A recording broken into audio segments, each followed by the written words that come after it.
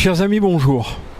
Je me retrouve une nouvelle fois sur le périmètre du Centre Bourse, juste derrière les Galeries Lafayette, dont vous avez entendu qu'il partait au mois de novembre définitivement, qu'il quittait la ville de Marseille. Je suis juste à côté du musée d'histoire de Marseille et du port antique et sur le jardin des vestiges pour vous parler de ce qu'aujourd'hui est un véritable drame. 22 000 mètres carrés de surface commerciale qui s'en vont, qui ferment. Vous imaginez 2 hectares d'eux qui ne seront plus utilisés pour les activités économiques et commerciales. C'est un drame.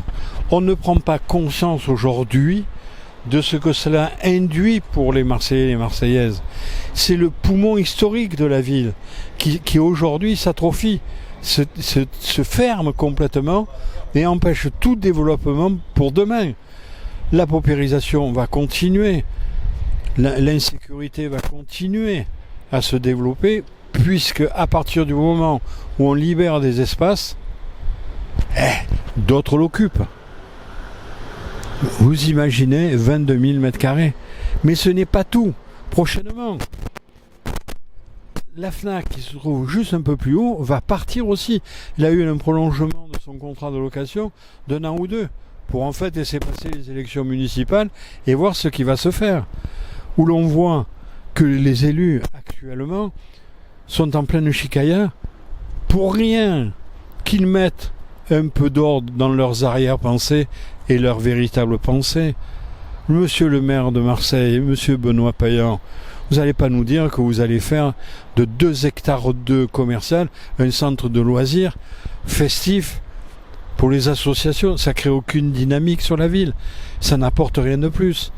Et madame Vassal, présidente de la métropole, vous croyez qu'en faisant un espace vert à cet endroit-là, ou un espace aussi compliqué dans son expression, ça amènera beaucoup pour la ville?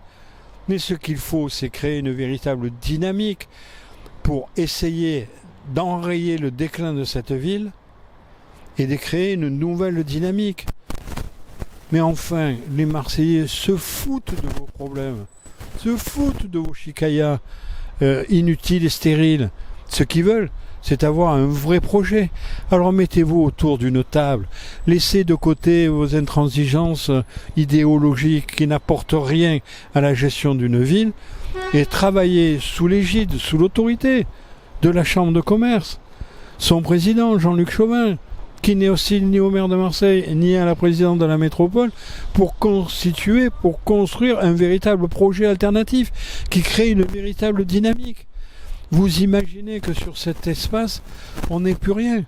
Parce que c'est 60 000 mètres carrés en totalité qui vont partir en déshérence s'il n'y a plus de moteur. Il faut créer de l'activité, il faut créer une dynamique et il faut laisser de côté vos arrière-pensées. Pensez aux Marseillais et aux Marseillaises.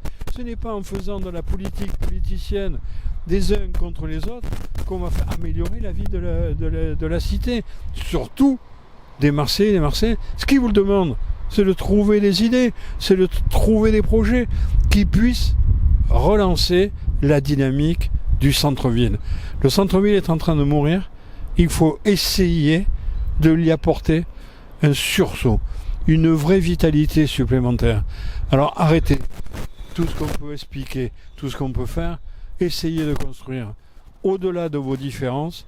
Associez-vous pour créer un projet alternatif et porteur d'avenir. C'est ce que je vous demande, c'est ce que les Marseillais vous demandent. Arrêtez la guéguerre et essayez de vous allier pour créer un nouvel avenir pour le centre-ville de Marseille. Amicalement vôtre.